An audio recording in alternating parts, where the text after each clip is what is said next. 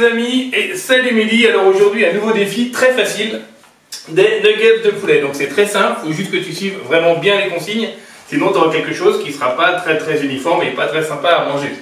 Mais c'est très bon, on a un poulet qui va être tendre et croustillant, un peu comme dans les fast-food, mais là c'est toi qui le fais ou nos amis qui le font en même temps. Alors pour ça j'ai besoin de quelques ingrédients, pas grand chose. J'ai besoin de poulet ou de la dinde, du lait, un peu d'huile d'olive, du beurre, soit de la chapelure de pain, ou moi là comme j'en ai pas aujourd'hui, je vais utiliser de la purée déshydratée, un œuf et de la farine. J'ai oublié la farine, je vais l'avoir en quelques secondes. Donc c'est très simple, on va prendre de la viande. Alors bien entendu on se lave les mains avant. Donc de la viande, je vais la couper en bâtonnets. On va essayer de faire des choses toujours très régulières, c'est-à-dire la viande, on va essayer de faire en sorte que tous les morceaux de viande aient la même taille. Donc premier point important, avoir des morceaux de viande toujours de la même taille.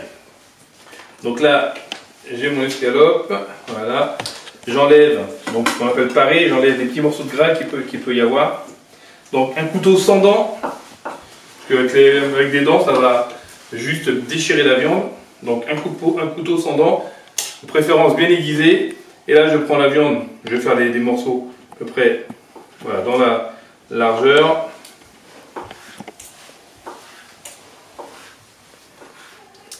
Voilà.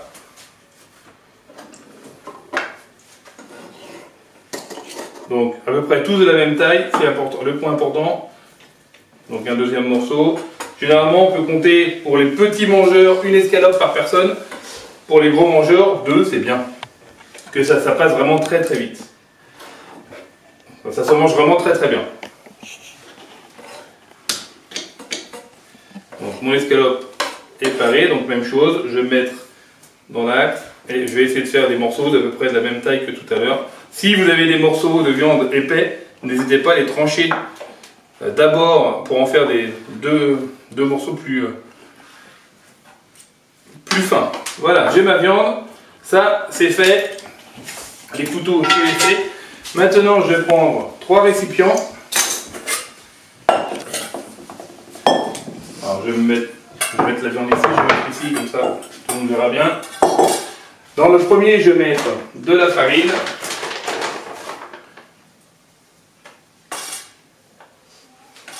Pas beaucoup de viande, je ne mets pas beaucoup de farine. Dans le second, du lait et un œuf. Donc ce sont des choses, il vaut mieux en mettre pas trop au début. Et puis ensuite ajuster avec, si vraiment je dois en faire d'autres. Donc, hop là, je casse et je mets l'œuf dedans. Donc l'œuf, juste l'œuf blanc et jaune, donc un œuf entier. Et je mélange pour que tout soit bien homogène.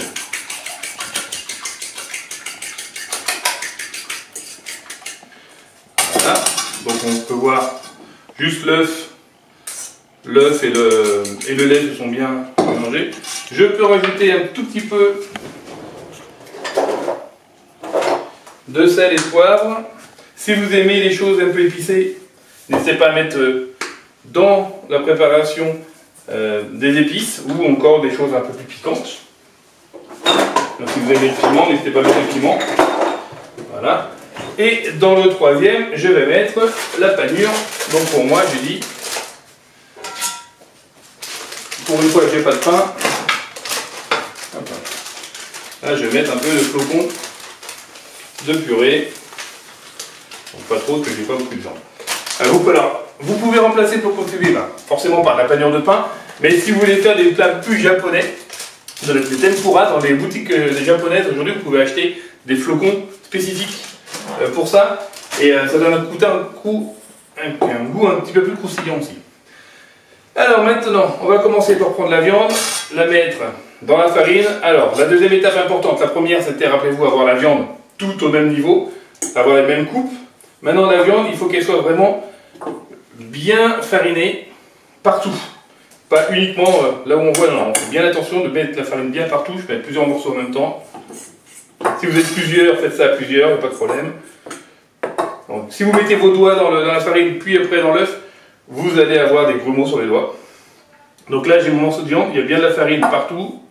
Je vérifie quand même. Voilà, j'ai bien de la farine partout. Et maintenant, je mets ça. Je mets ça dans l'œuf. Voilà, j'ai bien partout. Une fois que j'ai fait ça, hop, directement donc, dans le pain ou moi ici, les flocons de purée. Allez, viens là. Voilà, j'essaie de ne pas trop mettre. Hop. Je mets bien partout, même par terre. On va éviter par terre quand même. Donc, là je l'ai fait une fois. Si vous voulez que ce soit vraiment très croustillant, vous pouvez le faire une deuxième fois.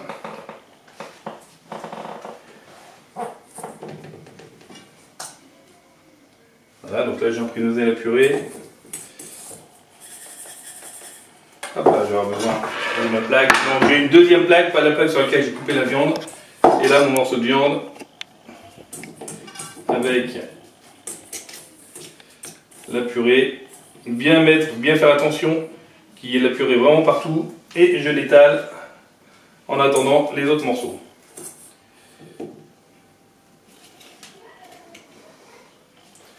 Donc je répète l'opération autant de fois que j'ai de viande. Là pour la vidéo, je ne vais pas faire pour toute la viande d'ici, je le ferai moi après.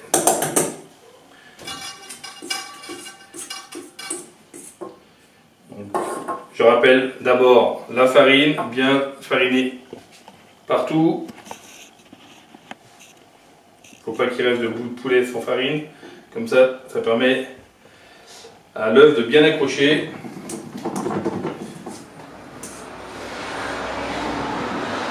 C'est vraiment très simple. Et pour une escalope, ça prend quelques minutes seulement. C'est vraiment très court.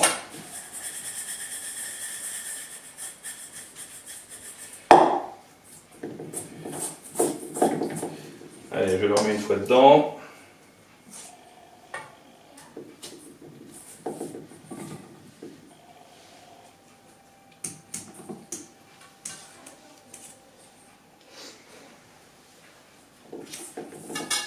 Et derrière, voilà, je vais en faire 5 morceaux, je vais en faire une escalope avec vous. Et je le mets dedans. Bien sûr que tout soit bien imprégné de chapelure.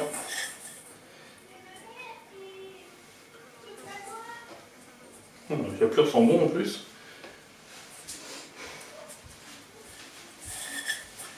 Et voilà. Donc voici. Les autres morceaux, je les ferai en off. Donc, je me suis fait juste une petite coupure pour me laver les mains après la chapelure. Maintenant, on met le feu sous la gamelle. Je mets un peu d'huile d'olive. Mehdi, c'est pour toi. Huile d'olive, pas huile de noisette, pour ceux qui ont regardé les autres recettes. Je vais mettre maintenant un petit peu de beurre. Alors, vous avez les deux écoles. L'école où tout doit être complètement noyé par l'huile. Moi, j'aime pas trop. Donc, je vais mettre du beurre et de l'huile. J'attends que tout soit bien chaud et bien fondu. En attendant, je vais préparer une assiette avec un papier absorbant.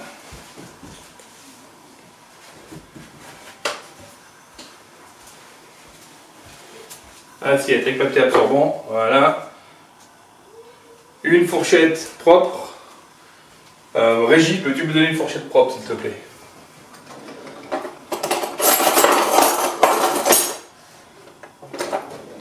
Merci Régie.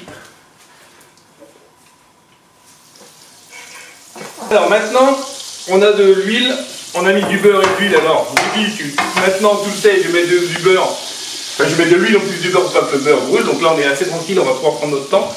Je prends le poulet et je mets dedans, ça va cuire très vite. Donc je peux tout mettre d'un coup. On reste vigilant et surtout on reste concentré, sinon ça va brûler. Donc bien entendu, pour ceux qui connaissent les vidéos avec Mehdi, on reste concentré, on ne discute pas trop.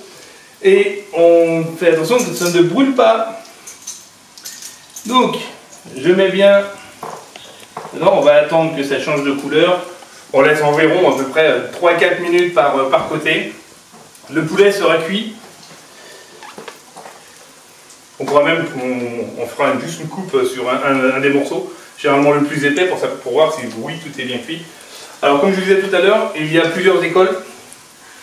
Il y a l'école de baigner dans l'huile. Et forcément, il y a aussi la mienne plutôt un peu plus saine où je fais cuire uniquement avec un fond de beurre. Donc voilà, ça fait quelques minutes, je le retourne, ouais, très bien. Donc c'est un côté tout doré. Donc là on vous montre, voilà, là on sait que c'est cuit. Alors pour accompagner ça, pour avoir quelque chose de vraiment super sympa à faire avec, vous prenez une tomate ou deux, des oignons, un poivron, vous faites cuire tout ça dans l'huile d'olive, un peu comme certains d'autres recettes que nous avons pu voir. Vous mixez tout et ça vous fait une sauce aux légumes qui est vraiment excellente avec ça pour une sorte de ketchup maison, sauf que vous ne mettez pas de sucre dedans. Vous allez pouvoir tremper directement dedans. Ça, et vous faites avec des copains, c'est super sympa, ça va super vite. Et surtout, c'est très très bon. Et le poulet reste juteux, il n'est pas sec du tout, il est protégé par la panure.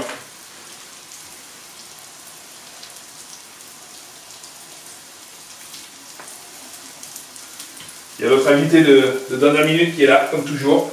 Donc ce petit animal à 4 pattes qui se promène dès qu'on fait à manger. Allez, je le remets un tout petit peu de l'autre côté pour que ça continue. Alors là on fait très attention parce que ça va brûler très très vite maintenant. Je vais baisser mon feu. Le feu était à fond dès le début. Maintenant je vais le baisser un petit peu. Alors si je venais faire les autres fournées, je remettrai un petit peu de beurre, un petit peu d'huile. Et souvent même j'enlève l'huile et le beurre qui ont déjà brûlé. Ok, c'est terminé. On met ça sur le papier transparent. On met ça sur le papier absorbant, pas transparent. Et on va s'assurer que ce soit bien cuit, sinon on va le remettre un tout petit peu. Le poulet, je vous le rappelle, doit être toujours bien cuit. Donc je vais prendre le morceau, l'un des plus épais. C'est pas le plus grand, mais c'est le plus épais. T'es avec moi, Isoène? Oui. Allez, on coupe. Et c'est parfait. On a un morceau. Vous allez au finger. Mehdi, tu as tes fingers où? Nuggets de poulet, maison, facile. Ça a pris combien de temps? 15 minutes. 15 minutes à faire. Voilà, juste bon appétit, on se retrouve bientôt pour une prochaine recette. Salut, à toi Mehdi.